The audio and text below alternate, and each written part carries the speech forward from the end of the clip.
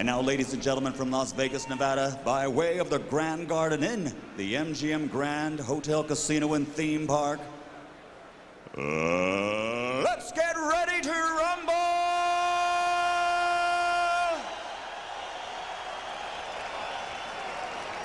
12 rounds of boxing for the heavyweight championship of the world. Introducing first, in the blue corner, wearing red and weighing 250 pounds, this 1968 Olympic gold medalist has a professional record of 72 victories against 4 losses. 67 of those victories have come by way of knockouts, and his KO to win ratio is the greatest in heavyweight history. And tonight, he comes into this ring looking to add his name to another page of heavyweight history.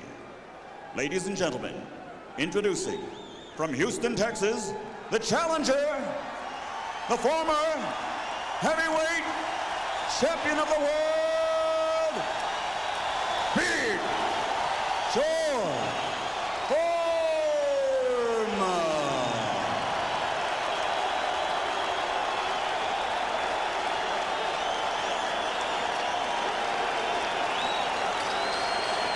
And across the ring in the red corner, wearing gold with red trim, weighing an even 222 pounds. This 2-time world champion brings a perfect professional record of 35-0, and 30 of his victories have come by way of knockouts.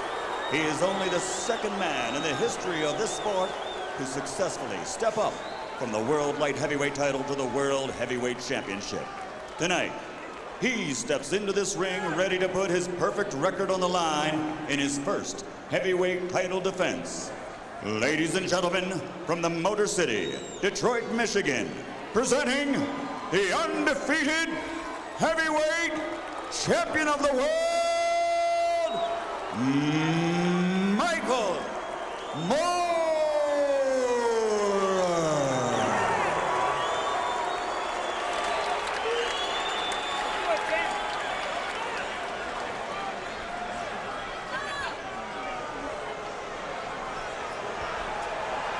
All right, Michael, George, we went over the rules in the dressing room. Obey my commands at all times. Give me a good, clean fight, and bear one thing in mind. I'm the boss man in here. Take hands, good luck. Jim, a couple of weeks ago during those floods in Texas, George rescued his elderly parents and took his family to a shelter for the night. Is he on high ground or deep water tonight? And what about MOORER, who, on the advice of trainer Teddy Atlas, did not look Foreman in the eye during referee's instructions, instead kept his eyes firmly fixed on George's chest. Maybe he thinks that's a target. That's one thing you can't miss. There are a lot of targets where George is standing. Expect MOORER to start off working behind the right jab that served him so well in the battle with Holyfield. Jim, both fighters' best punch is their jab. Foreman's left jab and MOORER's right jab are their most effective punches, so it should be easy to see who's going to control who with the left jab. There was a time, Gil, when George's telephone pole left jab was regarded as one of the most effective ever in the sport. Still? Well, he's a big man if he can put that power behind that left jab. But again, it's not as quick as MOORER's, and MOORER can hook off that jab, and George can't. Both men have landed early, beginning tastes of the opponent's power. And if you think you've seen Foreman's shorts before, they are the same trunks that he wore in the ring against Muhammad Ali, October 30, 1974 in Kinshasa, Zaire. And there's that hook off the jab by MOORER, and it landed solidly. And the way I always have my guys fight when they're fighting a southpaw is move to the right, and that's what George is doing. Right now, he's dictating the movement in the ring. So MOORER following Foreman as Foreman moves the left foot away from MOORER's right jab and tries to stay away from MOORER's left hand. MOORER not working with the left much so far, jabbing and hooking with the right. Foreman throwing mostly left jabs. And the way MOORER is moving now, he could be moving right into that clubbing right hand of George Foreman. Moorer vowed to us that he would not stand still and allow Foreman to get in more than one shot at a time.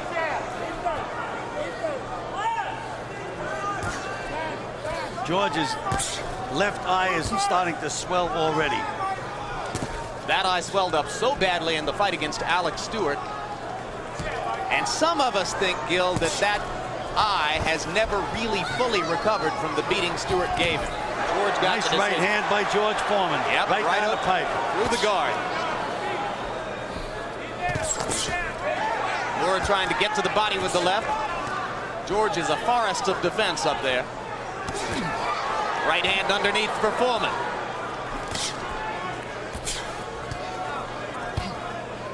Moorer has to reach up to stick the jab. Tough, Gil?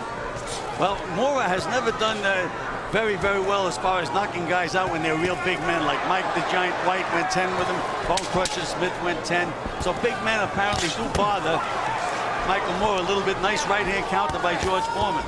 His hand heavy seems contact so slow. for Foreman down the stretch of the first round. Moorer landed a stinging jab as it came to a close.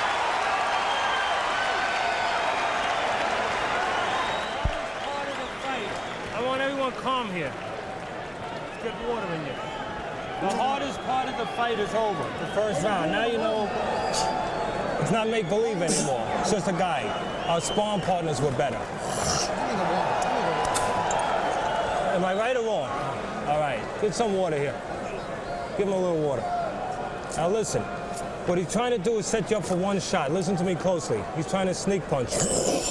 I don't want you standing at the same range. You got to step out of range every once in a while. He's got you slowly standing at his range where he can find you with the right hand. All right? Come on. Come on. Give me that jab. My piece. Okay. All right, seconds out. Go. All right, seconds out. Let's go. Let's Be get very it. alert. Come on. Change your distance and move to the side. Angelo Dundee is identified as the cut man in Foreman's corner. You can see that they've greased up the left side of his face where the mouse begins to appear under his left eye. Well, he couldn't have a better cut man than Angelo Dundee. But on the other hand, George refuses to sit down between rounds, Gil, and stands up. Does that make it harder for the cut man to do his work? Absolutely. I spoke to George about that when I interviewed him. Good left hand by Moorer. And he said he hadn't made up his mind yet, but it looks like a compromise. But I've never seen it before. He has a very high stool in his corner. So maybe he's going to compromise that way. But so far, he stood up between rounds, and poor Angelo has to reach all the way up to try to take care of him. Something of a bar stool for the teetotaling preacher. And again, Moorer is moving. I don't like the way Moorer is moving to his left. Making it possible for Foreman to land. Moorer is still standing well within contact range for Foreman. I don't think we've seen him yet follow Atlas's instructions to move away and put more distance between himself and George. Well, if he moved to his right, he'd take himself completely out of George's punching range. And George's punches are not the fastest in the world. I think he'd be able to really do a job with the jab and the right hook if he moved to his right, but he's not doing that. They threw an equal number of punches in round number one, but according to PunchStat numbers, Moorer landed at twice as high a rate. Foreman's able to stick the jab effectively. He hasn't landed one of those right hands from distance yet. Got one underneath in round one. Sharp right by Moorer, who seems to be gaining confidence.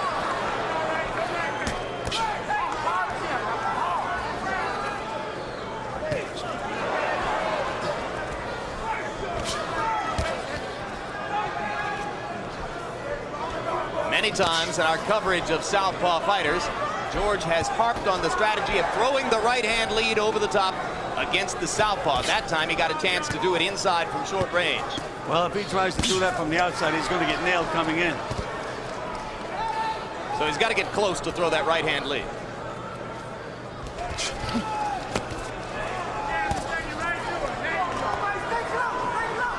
Moorer stepping inside again. Now he moves back away. Foreman goes right hand to the body. Moorer concentrating on the jab in this round. Jab and hook.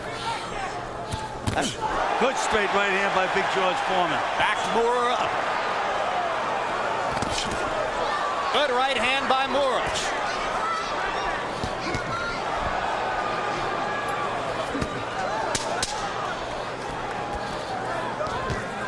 Solid right hand by Foreman. That time again from close range, he was able to throw the right hand leads.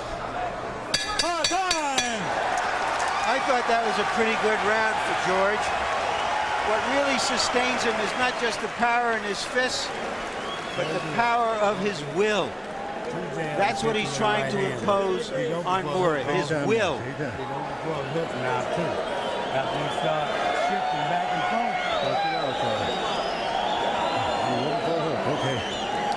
Thank you right hand. Somebody put a little water on it. Same thing you've been doing. Same thing. Come on, somebody put a little water on this here. Put water on it. Water, baby, water. Bob, get in another box. Stay close, you're better off. Better off backing him up, son. All right, I want you to move to your right, where you're moving away from his right hand, because that's what he's looking to sneak punch you with. Every once in a while, you stop. Move to your right, away from his right hand. All right? You hear me? And get that jab working. He's bullshitting you a little bit to go at a slow pace. Get that jab working. Eddie Atlas wanted Michael Moorer to work at a rapid pace tonight. In the first 2 rounds, he and Foreman have thrown equal numbers of punches.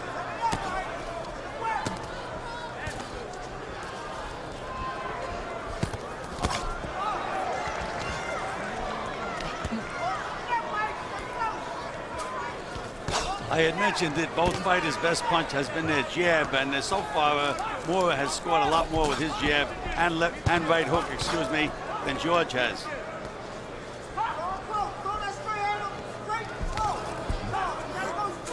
No work on the left eye between rounds in Foreman's corner. You notice Dundee calls him son. Same thing he used to call Sugar Ray Leonard.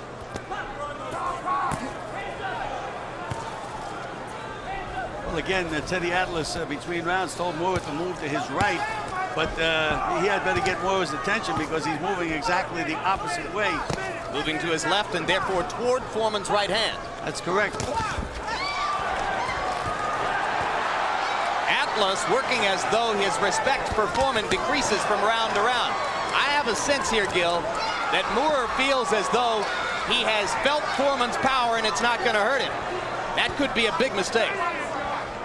Well, again, we have mentioned that George really doesn't have that big snap. His hands aren't as fast as they used to be, but the accumulation of punches by this big, heavy guy can really start putting some pressure on you. And as Larry mentioned, which is true, he's really trying to put his will on Michael Moorer. George landed at 1-2, and then Moorer snaps his head back with 2 consecutive jabs. Imposing his will how, Gil? By just keeping that pressure on, not getting rattled, got nailed in, couple of good solid punches. You saw that right hook that Moorer can bring behind the jab. He's so efficient with the right hand. And that's the one thing that George can't do. He cannot hook off his jab. But again, he's throwing those clubbing punches now, and they can accumulate. And Atlas is allowing him to get off. Atlas, excuse me, Michael Moorer. I did the same thing. Teddy's not doing the fighting. We've begun to think of them as being so intertwined that they're almost the same person in there. Moorer misses with the right but lands the left. Much quicker getting his punches away than George. That's no big surprise.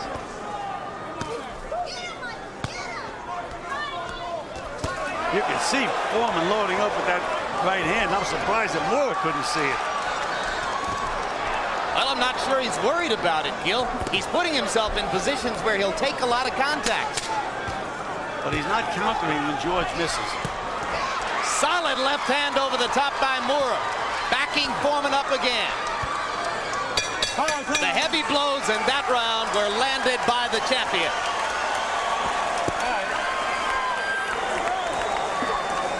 Now listen to me very closely, nothing else. Take a deep breath, kid.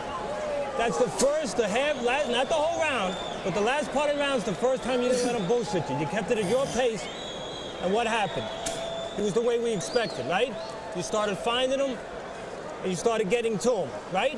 If he was in camp, he couldn't last. Don't allow him to bullshit you, go at slow pace. Now, I want you moving to your right more. You're moving too much to your left. Open up. I got it. Here's George trying to get those ponderous fists on Moorer. He hits it with a straight right hand. But we have to remember Gil, that he on, hit get him out. Tommy Morrison Seconds with out. clean punches, and Morrison didn't go. And Morrison has been knocked down by Come on, virtually Teddy. everyone. Well, again, he's a big, strong man, but the speed, he doesn't have the hand speed or the snap in those punches. They have to accumulate. And one of the articles of faith in the sport is that the punch that really hurts you is the one you don't see coming. There aren't going to be many of George's punches that Moorer won't see coming. It surprised me the last round. George was really telegraphing his punches, and he was still able to get him off on Michael Moorer. Is Moorer one of those fighters, Gil, who has a tendency to fight at his opponent's pace? Well, that's what Teddy Atlas is trying to wake him up to not to do. He says, don't let him BS you. He says, he's trying to slow the pace down. You keep a fast pace the way Moorer did at the very end of the last round. Let him out of there. Let him out clean. Let him out clean. Moorer again landing the snapping jab here early in round 4. There's Foreman with the right hand lead, made possible by Moorer standing in close to him. They haven't been 5 feet from the ropes in this fight. You know, this ring could have been 10 feet square. You think a big ring would help Michael Moorer, but the way these guys fight, they both fight flat-footed. Nobody's doing too much side-to-side movement, the bobbing and weaving. They're both stand-up fighters, and again, trying to move. A nice combination by George, and an answer back from Michael Moorer. Yeah, they're fighting at a pace and style which, in theory, ought to benefit George Foreman, but Moorer continues to do pretty well. And that jab is really snapping George's head back now. And again, you know, with George, 45-year-old skin, he should start to mark up from the result of those punches. Crowd goes nuts as George lands a pawing right hand. They're hoping.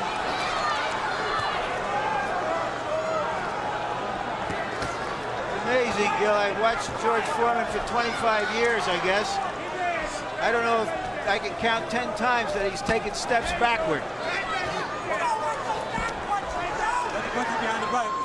Just keeps coming and coming. That could wear a fighter down.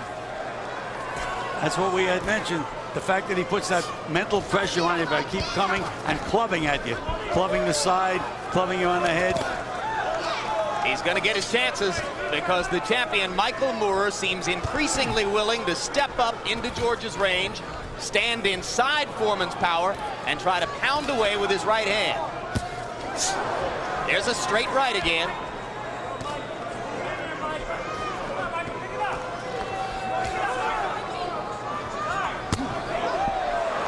Left hook by Foreman landed on the side of Moorer's head. Moorer comes in and lands a left of his own. Just as the right hand lead ought to work in theory for Foreman, you should say the same thing about the left hand lead for Moorer. But he works so much behind the right hand and so well.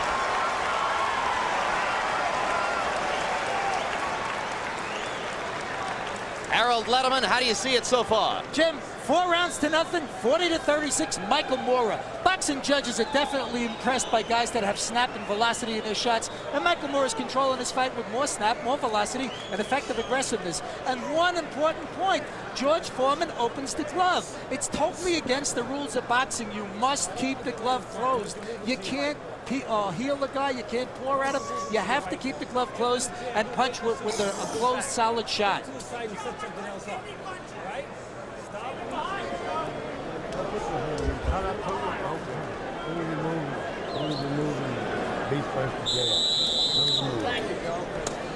Stop standing in front. Now those body shots you throw, you can't throw if you move to the side. For what it's worth, which may not be a lot, I have Moorer ahead 2 rounds, 1-1, 1 even. My scorecard is very close to yours, Larry. I gave Moorer 3 rounds and 1 to George, but the 1 round I called very, very close. That was the 2nd round. In round 4, that's the fight I had even. The round I had even.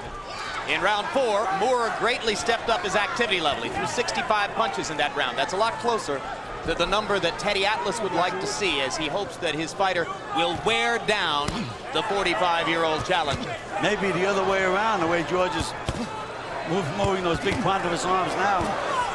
George with a strong start in round 5. Moorer still standing right in front of him. And again, you see George clubbing away with those big ponderous arms, and they will get to you after a while. Yeah, if Moore's going to stand there, he'd do well to throw punches all the time. And Moorer now is fighting with his mouth open.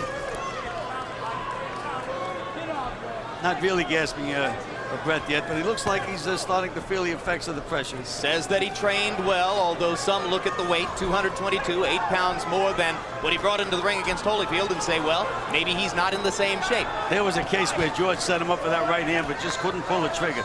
That's those slowed reflexes. He didn't have the reflexes against Tommy Morrison, and as you get older, they don't figure to get any better. There are the right hands. Moorer landing 2 in rapid-fire succession. Left hand over the top lands for Moorer. Foreman takes another step backward. I'm surprised that Moorer is not trying to throw more body punches. He's just out there fencing with George. I think he thinks he's going to knock him out. I thought that he would fight cautiously and work for a decision. But he now looks to me as though he thinks he's going to be able to knock Foreman out, and he thinks he'll do it by standing in front of him and trading shots. Well, hitting that big man can get him very, very tired, trying to move a big, big body. He's making a lot of contact, though, Gil. Now he finally throws a couple of punches to the body. He should keep doing that. Another one to the body. If George was sitting here, he would say those punches are going to have an effect later in the fight. That's exactly what George would say. Money in the bank. And George has been landing some pretty good punches in the last 20 seconds.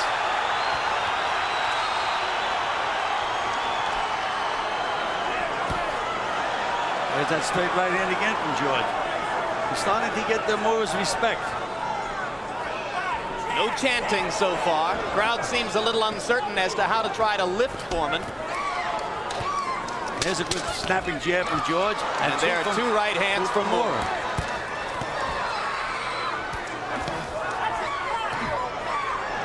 Again, Moorer goes back to the body, then comes back up to the head. I think if he keeps going to the body, Gil, he's going to pile the points up. Listen, Michael, that was a better round. I'm not going to have any rounds like the round before that. You hear me?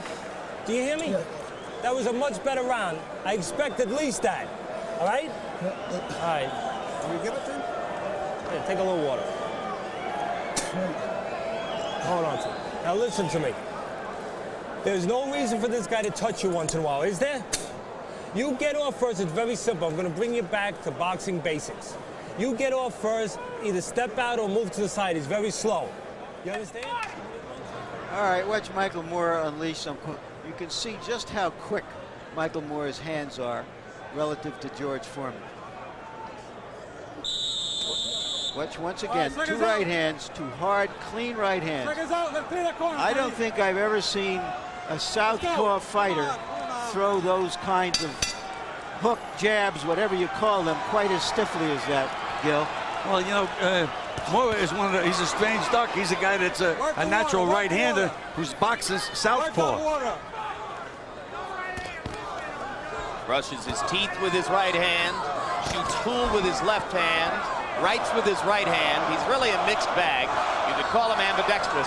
It serves him to great advantage in the ring, where his right hand is the stronger hand and the lead hand. And George is landing some of those left jabs. Again, Moorer is trying to fence with a bigger man, where he should be using a little bit of movement and setting up George for those counters. You can just see George flat-footed, not moving. Good right uppercut from George Foreman. Yeah, first time we've seen the uppercut to great effect, and that's a punch that George thinks he can hurt Moorer with, particularly from this range. Snappy punches from George Foreman. Those punches had a little snap on them. Good right hand by George Foreman. Showing some quickness in there. That's exactly what Michael Moorer should be doing, throwing that right hook underneath. Then he can set up that straight left hand. Moorer with an uppercut of his own, followed by a hook. Uppercut, hook, both with the right hand. There's Foreman coming up underneath. They've gotten so close to each other, I'm suspecting we're going to see more and more uppercuts as the rounds progress.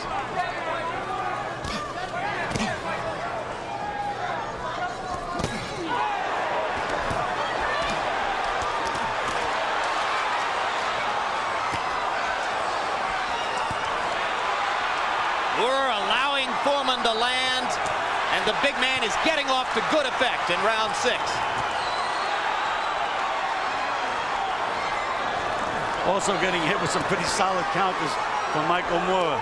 But what the crowd is responding to is that George's blows appear to be the heavier shots now.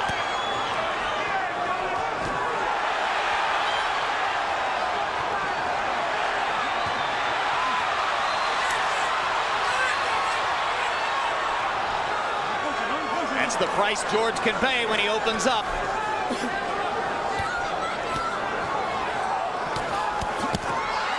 Solid right hand by Moorer.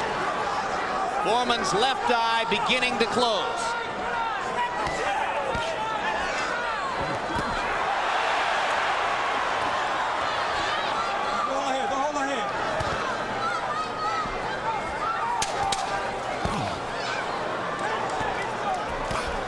The battle of the jabs is being won by Michael Moorer.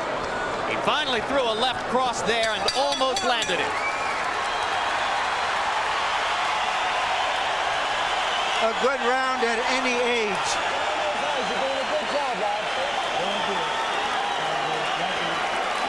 Be a little close now. Those are combination. Move to the right. See, every time we move to the right, every time we move to the right, he's throwing that up a bit. Close your eye. It ain't nothing. Try sliding to your, to the right a little bit. Get away from that right hand. Fun. After you hit him, I don't want you to go. Like this, throw a right hand, he just go the other way to the right. There's no reason, give him some water. There's no reason for you to stand there and let him find you. Either step out or move to the side, all right? Okay? And once you're in, work. Once you're in, work. Michael Moorer said he would carve George up like a turkey, but that turkey is landing a few drumsticks right now. And here's the definition of a slugfest by punch stat numbers in round 6. Moorer landed 73% of his punches. Foreman landed 63% of his punches in return.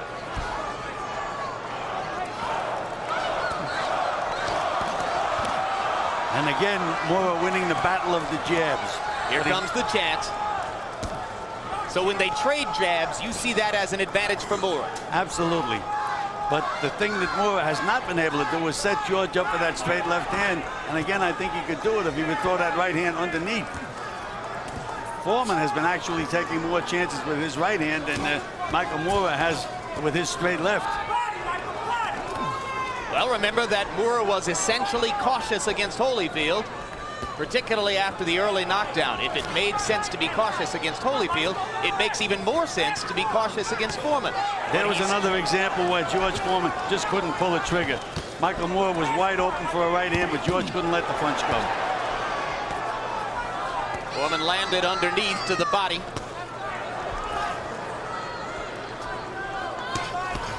Moorer still jabbing and hooking with that right hand.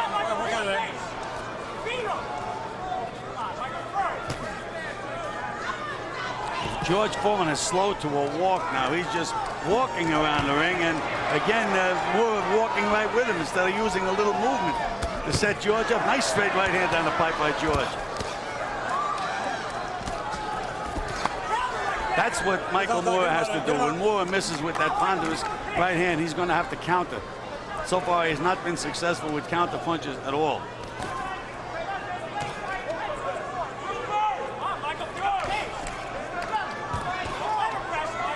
See, Moorer in close is going to himself, pop, pop, pop. And George is old enough to be his pop. I was just going to say, do you think he's calling pop or...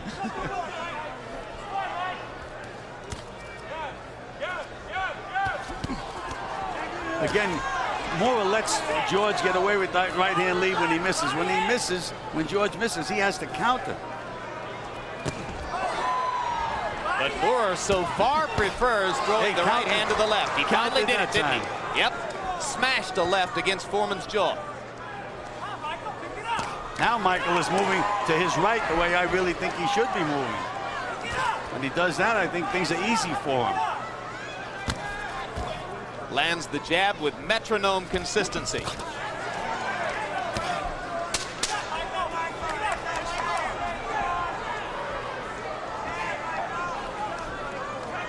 I think the myth of George's power has been exposed by Michael Moorer so far. He just doesn't have the quickness to make the force of a knockout. The fourth round was the last time you slowed it down a little bit, and I told you, right? You slowed it down there. I want to pick it up now. You hear me? We only have 15 minutes left. All right? Don't make it 15 minutes at his pace. Remember what I told you in camp about an old car? Right? This is an old car. You're letting him go slow, he can make it down the road. You make him go faster, he's going to start to break down. All right, let's start making him go faster now. Do you hear me? I'm not... Listen to me. You're not going to have a real friendly corner. I'm proud of you, but you're not going to have a friendly corner if you keep letting him go slow. All right? You're going to make him go faster? All right. Now, with your legs up on you. Hands behind. That right hand's the only thing it's doing. I don't know who writes Teddy Atlas's script, but sign him up. Yeah, I think Teddy's having another big night. 7 rounds in the books. Harold Letterman, how do you see it so far? Jim, 6 rounds to 1, 69-64, a commanding 5-point lead for Michael Moorer. I still say boxing judges are impressed with guys that got snapped, guys that could step forward, guys that throw harder shots, and guys that get off first. And Michael Moorer is doing all those things. Judge Foreman just too much pouring, and he's just throwing those shots too slow. All right, at the end of the last round, I thought Michael Moorer had found the key. He was moving to his right, and he was really picking George apart. He comes out this round, and he goes right back to his left again. And again, you said Teddy Atlas is having a big night. He'll have a big night if he can make Michael Moorer do what he wants him to do. Big right hand. That's the best right hand of the fight by George Foreman. And Moorer was hurt by that right hand, and he backs into a stationary position against the ropes. And a right uppercut by George. George knows he hurt him. And now Moorer stops George in his tracks with a right. But here comes the big man again. Moorer almost got into that parallel position against the ropes, which has given him trouble before, Gil. That's one of a real no-no in boxing. I mean, that's one of the first things you learn. You never put your back flat against the ropes because you're a wide-open target and you can't get any leverage on your own punches. And when Michael backed up off that right hand by Foreman, he almost did it. Near trip by George. They keep going. Referee Joe Cortez having a very quiet night in there, and that's good.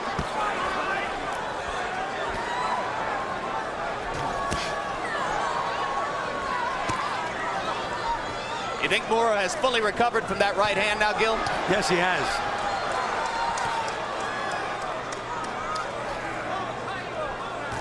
The question is whether George has recovered, because he's now trying to take a break, it looks like.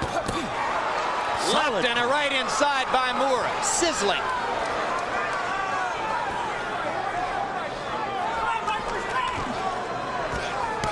When Michael Moorer moves to his right, he has it all his own way.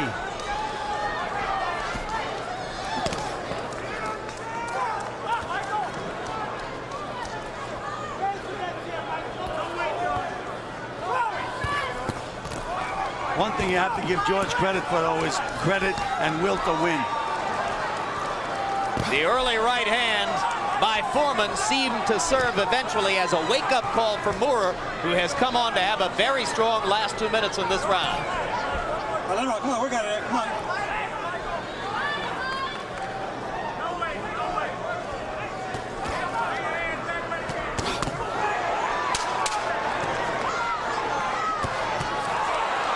Uppercut by Moorer blasted Foreman's chin backward.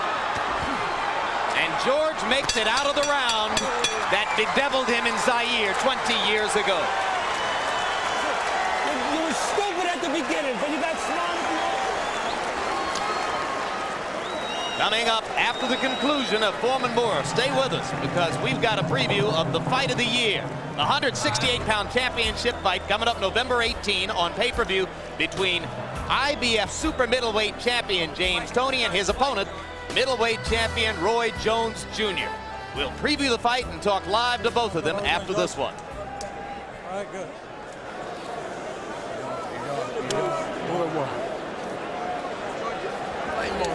You all right, George? You sure? Okay, dynamite. That's all I want to hear. You can do it. Close. This is early in the... All right, here you see Moorer coming on as the round moves on. He's starting to give George a beating, but George is an amazing specimen.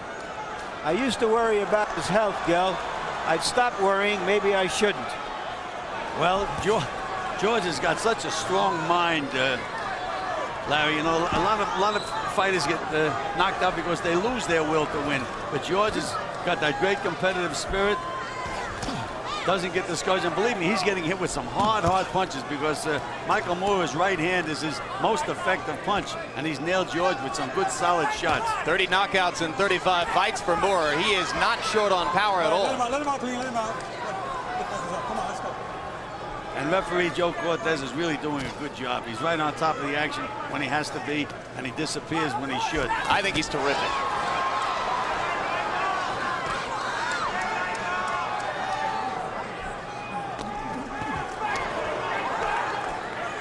A slow motion right that sailed over Moorer's head by Foreman. Well, George just did what he should do. He should aim that right hand right at Moorer's chest.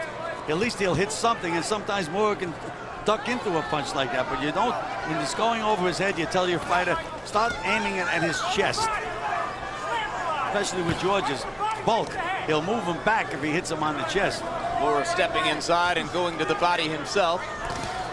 Foreman throwing fewer and fewer punches now, it seems, as rounds 8 and 9 have progressed. But again, Moorer is not using too much movement again. But anytime he makes any movement at all, it makes him so much more effective. There he is again, just like a little slide to the right and snap the jab. It's when he stands in front of George and tries to fence with George that he's fighting George's fight. And there's not much point in feinting with George because George reacts so slowly, you don't get much benefit from the feint, right?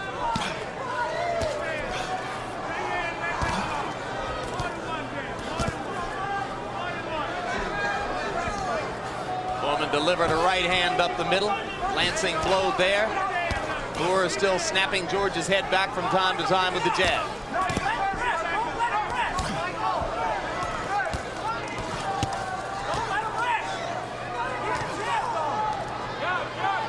Win or lose, George is going to have a left eye swollen shut tonight.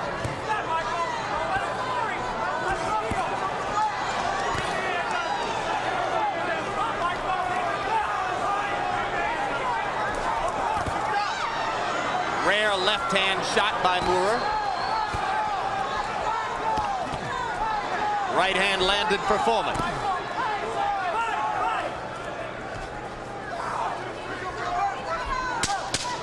Crowd relatively quiet as round 9 comes to a close. It's scheduled for 12. To use Teddy Atlas's metaphor, Moorer kept the antique car in the driveway in that round by being active. Do you know where you are in the fight? Yeah, but you know what round? 3 rounds. All right. They pass quick. That means that's the amateur distance. Amateurs fight fast, don't they? Except for reaching in and being careless, I want to fight that way. A little faster for 3 rounds. Do you understand that very clearly? All right? Now look, when he's touching you with that jab, either snap the jab back at him or move to the side. Don't stay there because he's looking to set you up one shot, and then he'll open up a combination if he hits you. Now he's going to look for a spot here to steal the crowd and steal rounds. Keep a fast pace going, damn it. You hear me? Now pick it up and get into a rhythm.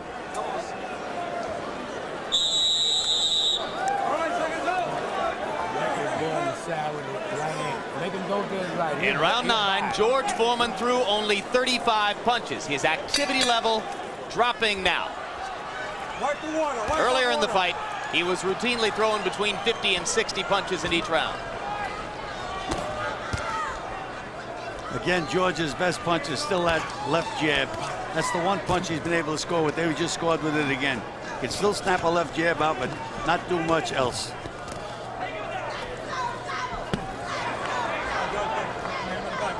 With a heavy shot on the hip from Foreman, and as he took that blow below the belt, Joe Cortez walked casually past Foreman and said, George, don't do that. Right hand landed there, and another. And a right and a left, and suddenly Moorer stops punching, and it's Foreman's initiative. And there's that competitive spirit of George is coming out again. He feels he's nailed Moorer with a good punch, and he's a good finisher. He knows how to do it, but He's in with a tough guy. And remember, Atlas told Moorer George is going to try to find a moment here to steal the crowd and get them psyched up. That looked like it might have been it for a while, but now George stops punching again and takes jabs for his trouble.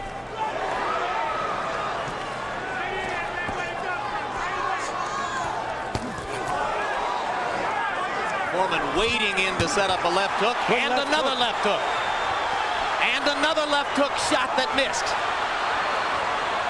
George is so tired, though, Jim. If he misses a punch, he goes completely off balance. I have to give him all the credit in the world, but again, he's a 45-year-old man in a young man's game. But look at that competitive spirit coming out now. Straight right hand landing for Foreman. He's had a pretty good round here in number 10. Again, Atlas didn't counter. Atlas, here we go again with the Atlas. Michael Moorer is down. Down goes Moorer on a right hand. An unbelievably close-in right hand shot. 5, 6, 7, 8, 9, 10. It happened. It happened.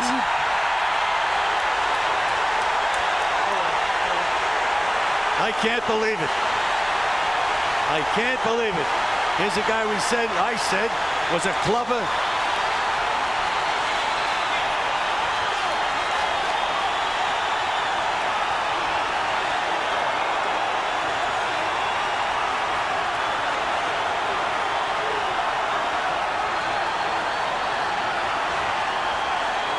As referee Joe Cortez waved his arms over Moorer, George Foreman knelt in prayer in the neutral corner.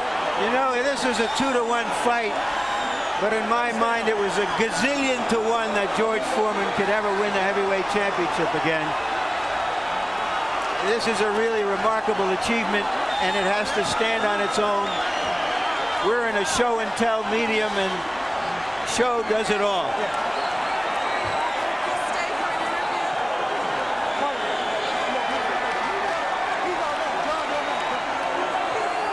So some of the old power was still there after all. It sure fooled me. Didn't show it in the entire fight where it came from.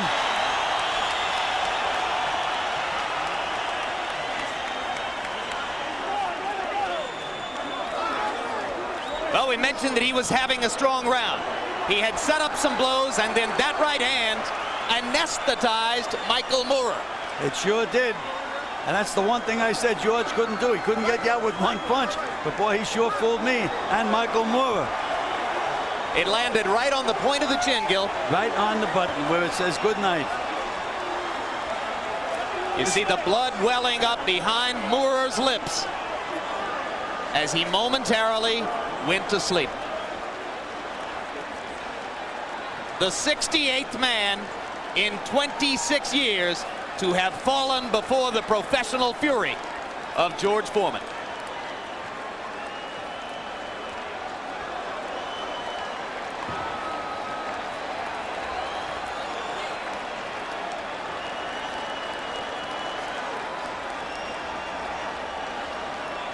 So you got a 45-year-old heavyweight champion of the world. Let's go to Michael Buffer for the official particulars. In the MGM Grand, the impossible dream has happened. Heavyweight history has happened. Referee Joe Cortez reaches the count of 10. At 2 minutes, 3 seconds of round number 10, the winner, and once again, heavyweight champion of the world, Big George